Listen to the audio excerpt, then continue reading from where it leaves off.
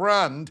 I mean, I feel like there have been births that have been quicker than this brand. When is the American Riviera Orchard actually going to come? You know, when they wait in a Chinese zoo for a panda to conceive and give birth, that happens more quickly than American Riviera Orchard.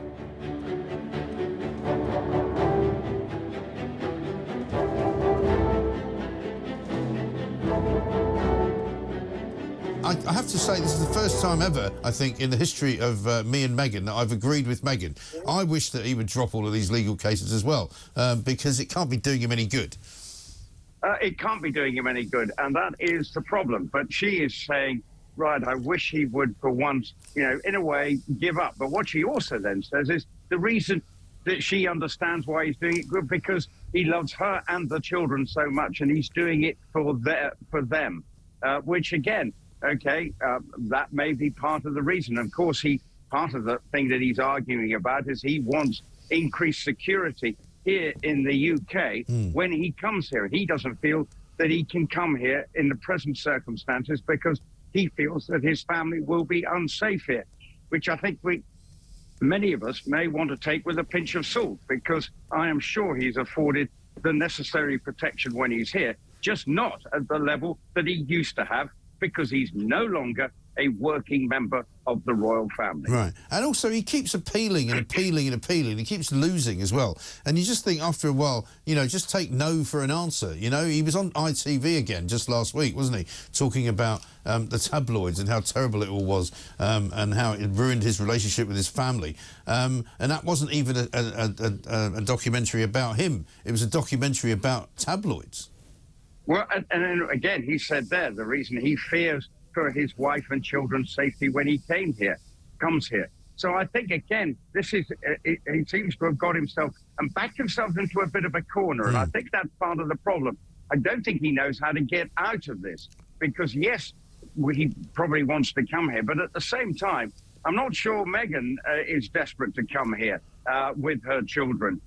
Even though Harry may want to have a rapprochement with his family, but that, as this article in the Telegraph suggests, the breakdown of trust and the lack of communication between parties, the King is not overly encouraging, it would seem. But I'm sure he would like to repair his relationship with his son.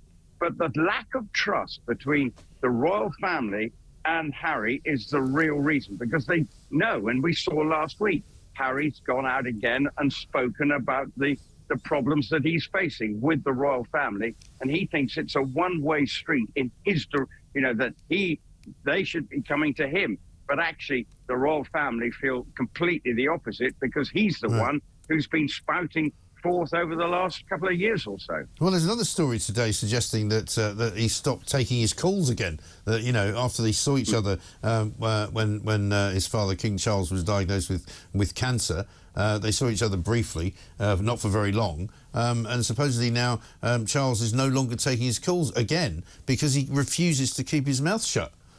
Well, I think that is the big problem, and until they can see that Harry, you know, maybe these court cases don't help because he's always in the public spotlight. There's got to be a period where he actually now goes away and gets on with his new life and be happy and live in the moment, as Meghan talks about in this article. You know, actually now move forward and stop harking back on the past, because they have chosen this new life. And Meghan wants, obviously, to start her lifestyle brand. Yet at the moment, Harry's main focus of attention seems to be his legal battles of various descriptions, and were unable then to move forward in his own life because he's always harping back to the past. Thomas Markle, who lives in Mexico, only about a 3-hour drive from where his daughter lives, has never seen his kids Archie and Lilibet. The King last saw his grandchildren, the same grandchildren, 2 years ago, when Harry and Meghan and the kids came back for the late Queen's Jubilee celebration. So there are fears now that the King may never see his grandchildren again, and Thomas Markle, poor Thomas Markle, has never seen them. Of course, you saw him there suffering from the effects of a couple of strokes that he's had. He's in very poor health. I think it's coming up for his 80th birthday, and our next guest is raising money to help him in his hour of need. And she is the great socialite, also author, of course, and a reality TV star, Lady Colin Campbell. Welcome to the show, Lady Colin. Hello, hello. Now, I love what you've done. You've started to raise money in a GoFundMe for Thomas Markle because he's a kind man. He's done a lot of good work in his life. If you talk to people in Hollywood, where he was a lighting executive, he was a big charity worker. When his daughter was at school, he couldn't do enough for the school, and now he finds himself cut out of her life, cut out of her family's life. And you've been raising money for him on GoFundMe. Tell us how much you've raised and why you're doing it. I think it's about nearly £50,000. Why am I doing it? Somebody said that they thought it would be a good idea. And I thought, well, yeah, it will be a good idea. And if I don't do it, who's going to do it? So I did it, you know. I thought, why not do it? He deserves... I also have a great deal of sympathy for Thomas Markle. I think he's a living King Lear, and Meghan is a living combination of Goneril and Regan. And I think the whole thing is a genuine tragedy. And this Goner-Regan character that she is, you know, is poisonous, thankless, and, you know, I mean, can you imagine the poor man's anguish? I mean, I've spoken to him over the years, and, you know, he's genuinely suffering, as any father who loved his daughter would suffer. And she has cut him out of her life over an incident that, in fact, they now all suspect that she orchestrated. Well, either way, Colin, I know what happened there. Now, this is a guy with no experience of the media. Suddenly, his daughter is thrust into the limelight because she's the girlfriend, the fiancée of the heir to the throne, Harry. Journalists went down to Mexico.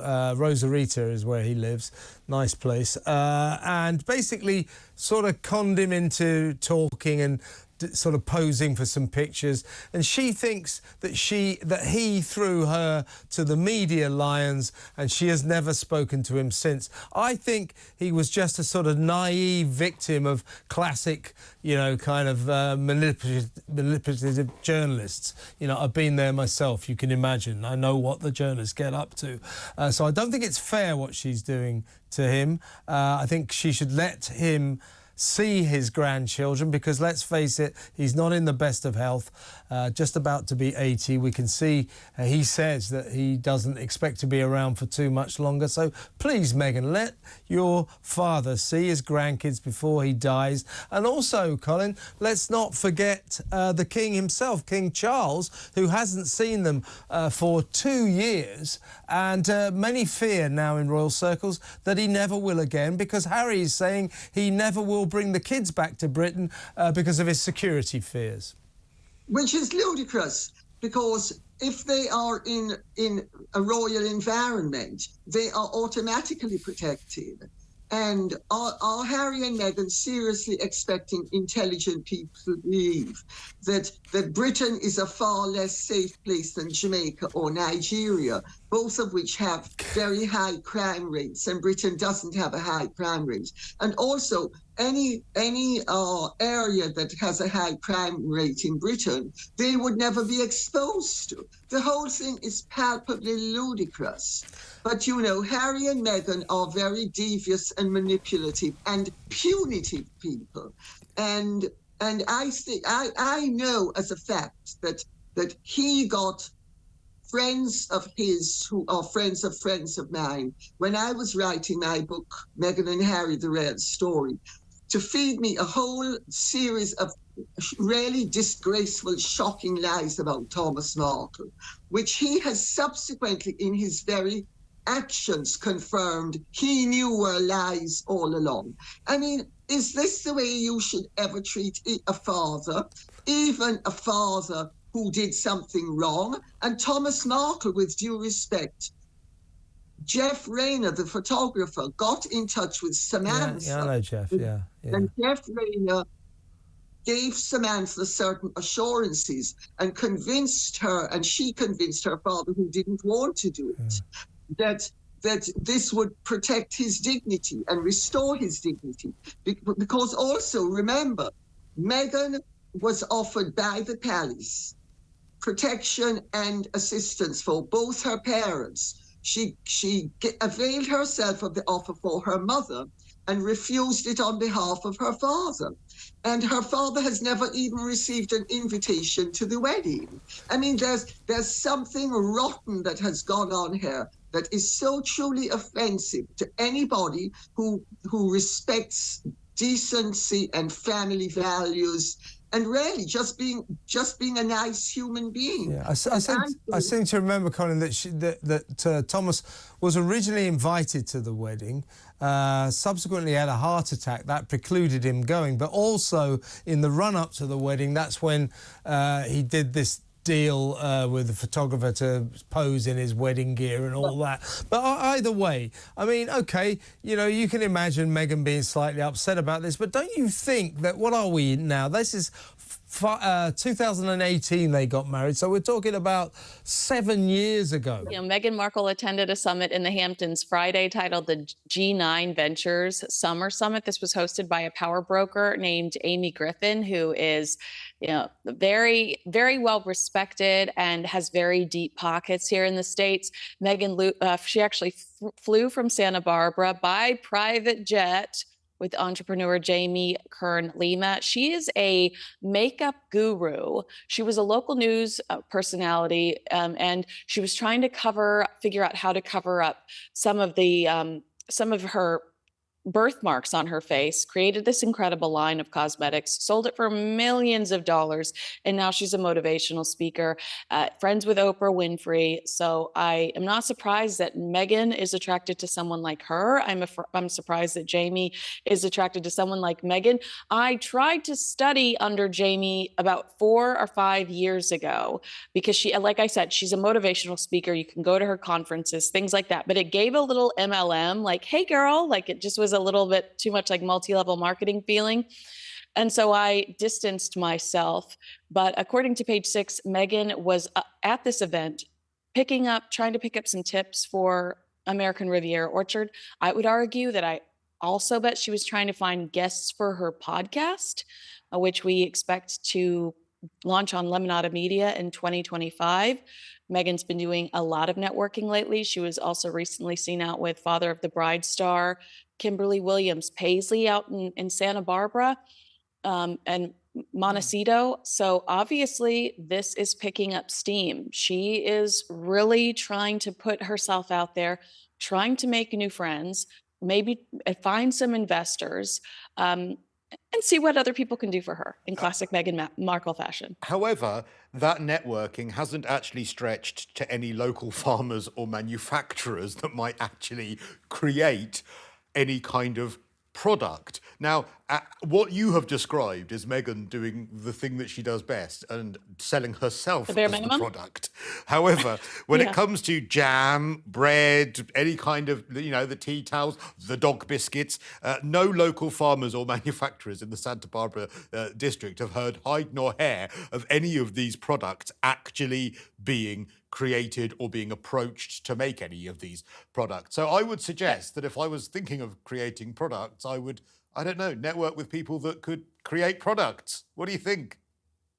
Well, it certainly sounds like the only thing that is moving forward aggressively is Meghan's new Netflix series, which, according to Page Six, looks gorgeous. This is where she is trying to pull off a Martha Stewart lifestyle type deal. This is expected to come out in 2020, at the beginning of 2025, which surprises me because Lemonada, according to Richard Eden, was paused until 2025 because they apparently did not want to compete with this Netflix series or American Riviera Orchard. They say that it's taking months to edit because it's being synced for countries around the world, but we can see it at the beginning of 2025. still no date confirmed with all of that information, no date confirmed for the launch of American Riviera Orchard. And my favorite part is that Prince Harry is strongly rumored to make at least a few cameos in the series, which how could he not? What is Meghan Markle without Prince Harry? I also wanted to quickly reference back to the Hamptons, where spies told Page Six that Meghan was moving around this restaurant called Zero Bond in the East Hamptons without security. And she stopped to talk to News Nation and former CNN anchor Chris Cuomo. So Harry goes on TV to rip apart the media and say you can't trust the media. And then we've got Meghan in the Hamptons sitting there talking to one of America's most famous media personalities, Chris Cuomo, related brother to Andrew Cuomo, who was the governor of New York, got into a lot of trouble during the pandemic. I mean, Meghan, also Democrats, which I'm leaning towards Meghan endorsing Kamala Harris. But I just think that it's so funny how these two are on such different wavelengths. If the media is evil, why is Meghan Markle stopping at Chris Cuomo's table to have a powwow? And if security is such a problem, if he's so worried that something terrible could happen to Meghan, then why is she wandering around without any security whatsoever? They really should try and sink their story. She entered the restaurant by herself. Yeah. She walked up to the host stand by herself. Like there's an entire description about how she was by herself in this restaurant. And Prince Harry's literally telling us that we should be worried about Meghan Markle because, you know, it was Thomas Cook was Googling the Princess of Wales before he attempted to assassinate President Donald Trump. Thomas Cook was not Googling Meghan Markle. Let's head over to Thomas Markle's because he's had a little angel on his shoulder and by way of Lady Colin Campbell, I should say, for Thomas's 80th birthday, Lady Colin Campbell decided to fundraise. She wanted to raise £10,000 for him ultimately, but the royal watching community has been especially generous when it comes to Mr. Markle. Lady Colin Campbell specifically said that she wanted Thomas to know that there was some good in the world after he lost contact with his daughter, Meghan Markle. He had financed her life, blissfully put her through multiple very expensive, incredible schools that set her off on the right direction to meet a prince. And Christo, the number is crazy. They started crowdfunding for £10,000. How much are they at now?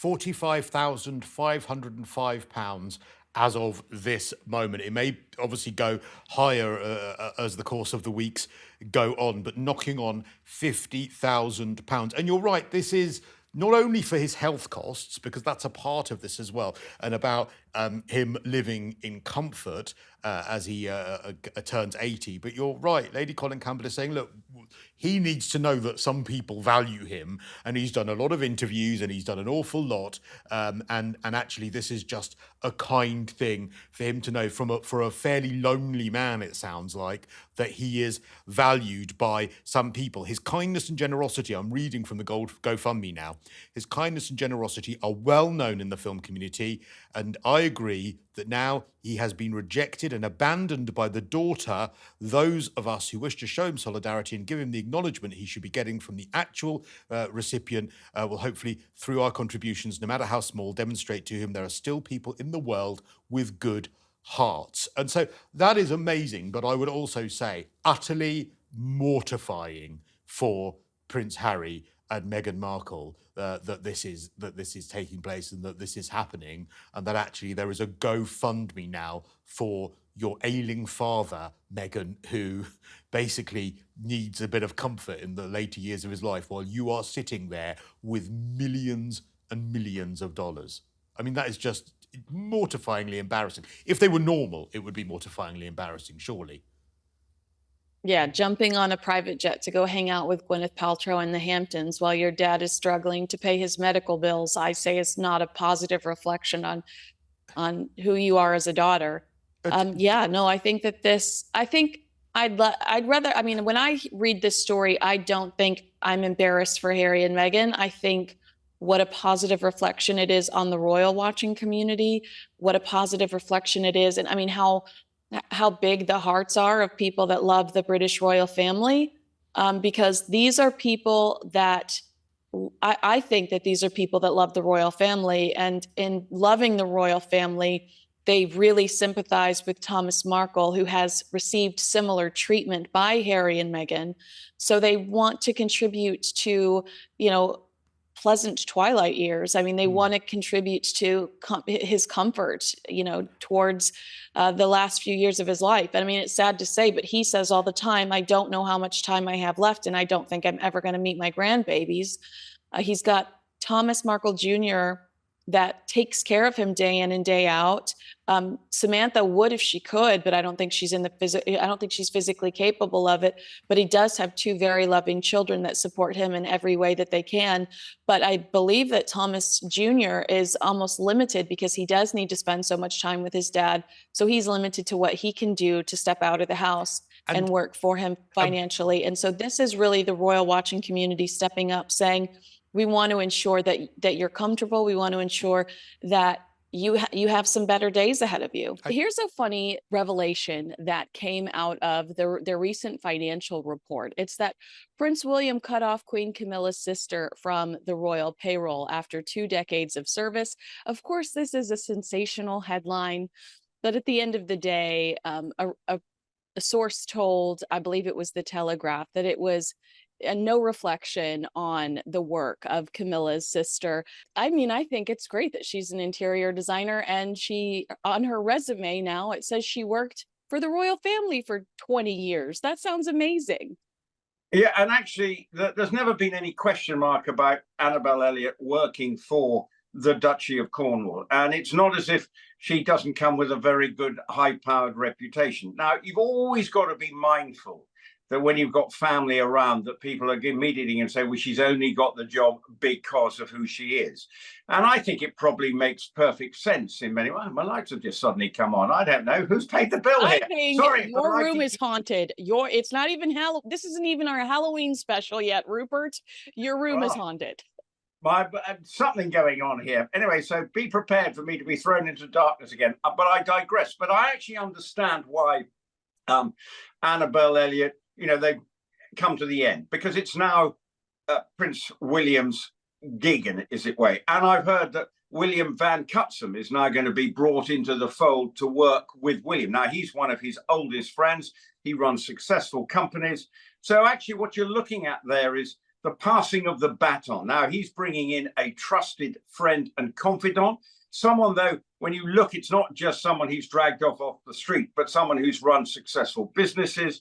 So, and that's certainly he and William, as we know, likes to have trusted people around him, because it is complicated, because what he doesn't want is things being leaked here, left, right, and centre. And someone like William Van Cutsem, who knows both William and Harry very well, I can see why that's happening. And for Annabel Elliott, look, she's now probably, I think she's in her 70s. Probably makes sense that now she can be more in brand to just help her sister in the job of being the current queen, and all that entails, bearing in mind that the king is still recovering from cancer.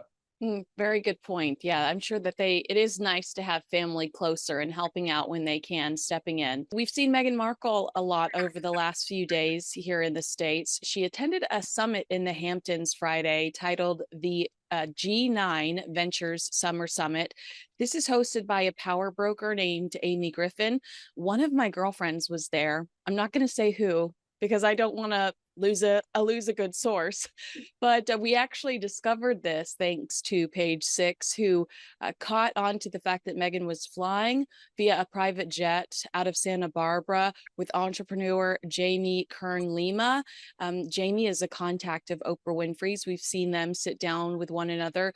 Jamie she's a makeup entrepreneur, but she's also a motivational speaker, and she does these huge events where she talks to women about becoming the best self, the best version of themselves. According to Page Six, Meghan was there picking up tips for American Riviera Orchard. I would argue that she was panhandling for podcast guests, but she's been doing a lot of networking lately. We also saw her with the star of Father of the Bride, Kimberly Williams Paisley, out in Montecito. And, you know, Rupert, I think she's got a tough road ahead when it comes to making friends with some of these influential women, like Reese Witherspoon, who was also at that event, because she's got to convince them that she's not the woman that the papers say she is.